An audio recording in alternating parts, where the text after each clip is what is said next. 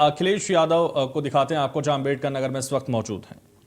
वो अगर देख रहे होंगे तो वो जलालपुर विधानसभा की जनता को देख ले, समझ ले। इस बार यहां पर बीजेपी की भाप निकलने जा रही है, भाप। बताओ, निकाल दोगे भाप इनकी कि नहीं निकाल दोगे? और ये बातें मैं इसलिए कह रहा हूं कि बीजेपी के लोगों ने धोखा दिया। कहने को तो वो दुनिया की सबसे बड़ी पार्टी कहते हैं अपने आप को। बीजेपी के लोग मिस्ड कॉल कर करके दुनिया की सबसे बड़ी पार्टी बनाते हैं, लेकिन ये भी याद रखिए, बीजेपी की अगर दुनिया की सबसे बड़ी पार्टी है तो उनसे बड़ा झूठ कोई और नहीं बोलता। इनसे ज्यादा अच्छा झूठ, बड़ा झूठ शायद ही कोई लोकतंत्र में बोलता होगा। और अगर इनके नेताओं के आप भाषण सुनोगे तो इनके जो छोटे नेता हैं वो छोटा झूठ बोल रहे हैं, और जो बड़े नेता हैं वो बड़ा झूठ बोल रहे हैं, और जो सबसे बड़े नेता हैं वो सबसे बड़ा झूठ बोल रहे हैं। इन्होंने कहा था कि हम किसानों की आय दोगुनी हो जाएगी। बताओ हमारे किसान भाइयों, किसी की आय दोगुनी हुई हो तो बता दो। और जब खाद लेने गए थे आप, तो बताओ खाद मिली क्या आपको? न डीएपी दे पाए, और खाद की बोरी से 5 किलो चोरी हो गई कि नहीं हो गई? कभी कभी मैं सोचता हूं, ये बीजेपी के लोग 5 किलो की चोरी कहां से सीखे होंगे? कभी आपने पार्ले जी का बिस्किट देखा है? पहले इतना बड़ा आता था, जैसे जैसे महंगाई बढ़ी और मुनाफा उन्होंने कमाया, बिस्किट बैठे छोटा हो गया। छोटा है कि नहीं है? याद रखना किसान भाइयों, अगर ये दोबारा आ गए सरकार में तो 5 किलो तो अभी चोरी कर रहे हैं, बाद में 10 किलो की चोरी करेंगे। और ये लोग जो कह रहे थे कि गरीब हमारा हवाई चप्पल में चलने वाला हवाई जहाज में चलेगा, याद है कि नहीं याद है? और जब से ये सरकार में आए हैं, सरकारी हवाई जहाज भेज दिए।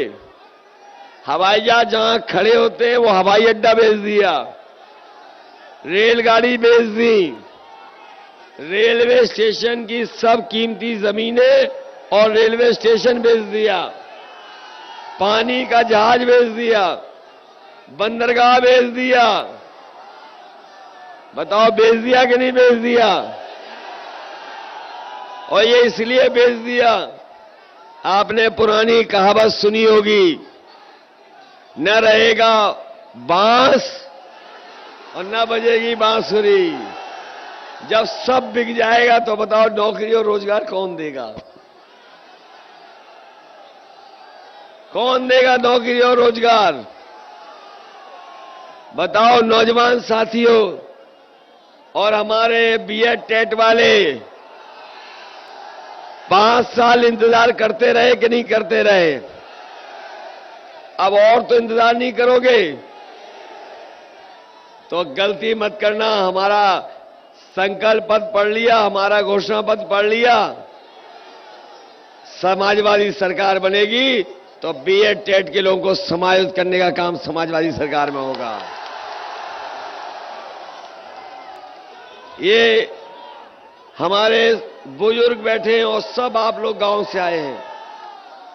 ये बीजेपी के लोगों ने पिछले 3 साल से, बताओ हमारे बच्चों की पढ़ाई चौपट कर दी कि नहीं कर दी?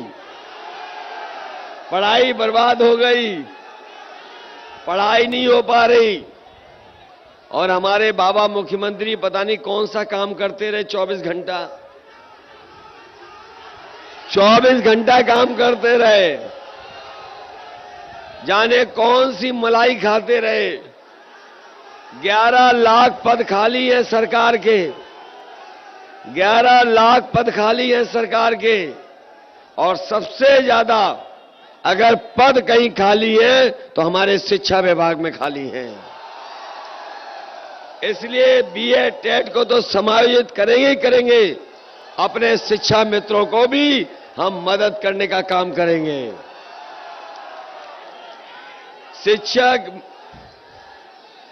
शिक्षा मित्र भाइयों, बताओ आपकी मदद की थी समाजवादियों ने कि नहीं की थी? ये धोखे में आ गए बीजेपी के में। इन्हें भरोसा था कि बीजेपी मदद करेगी, लेकिन बीजेपी के लोगों ने आपको धोखा दिया कि नहीं दिया? समाजवादी सरकार बनेगी तो अपने शिक्षा मित्रों को भी नौकरी देने का काम समाजवादी सरकार में होगा। ये बीपीएड वाले कहां तक लड़े? सुप्रीम कोर्ट तक। बताओ सुप्रीम कोर्ट लड़ाई लड़नी पड़ी कि नहीं? आपकी मदद हम लोग कर रहे थे कि नहीं? बीपीएड वालों को भी कहां समाजवादियों ने नौकरी निकाली थी। तब से आज तक हाई कोर्ट, सुप्रीम कोर्ट तक लड़ रहे हैं। इसलिए आपकी मदद करने का काम और आपको नौकरी देने का काम समाजवादियों की सरकार में होगा। और अगर नौकरी नहीं मिली तो हमारे ये नौजवान बूढ़े हो जाएंगे। बताओ उम्र बढ़ गई कि नहीं बढ़ गई? अब शिक्षा मित्रों को तो कोई नौकरी देने वाला नहीं है। अगर कोई मदद करेगा तो समाजवादी लोग मदद करेंगे आपकी, कम से कम आपको सम्मान दिलाने का काम करेंगे। ये हमारे फिर आपको दिखाते खड़े होने वाला नेता मैंने कभी राजनीति में नहीं देखा जैसा हमारे आदरणीय अहमद साहब थे। हम याद करते हैं उन्हें और उनके सहयोगी साथियों से कहेंगे कि आपके नेता ने बहुत पार्टी की मदद की है। जब कभी भी पार्टी को जरूरत थी उन्होंने अपने समाज को जगा करके हम लोगों के साथ खड़ा कर दिया। अब ये जिम्मेदारी उनके सहयोगी साथियों की है कि अगर अहमद साहब हमारे बीच नहीं है तो उनकी कमी को वो पूरा करें। और हम ये भी भरोसा दिलाते हैं सरकार बनेगी तो अहमद साहब के सम्मान में कोई ना कोई बड़ा काम हम समाज वाले लोग जरूर करें। इसलिए साथियों आज हमें कई जगह जाना है, बहुत जगह जाना है आज, लेकिन मुझे तो ये लग रहा है कि जलालपुर वाले इस बार सबसे बड़ा परिणाम देने वाले हैं। इसलिए अच्छे वोटों से जिताना, क्योंकि आपने हवा चलते हुए देख ली होगी। पहले चरण से जो हवा चली है, जो हवा चली है वहां से पहले चरण से बताओ समाजवादियों की सरकार बन रही कि नहीं बन रही? और कल ही कुछ लोगों ने तो बधाई दे दी हमें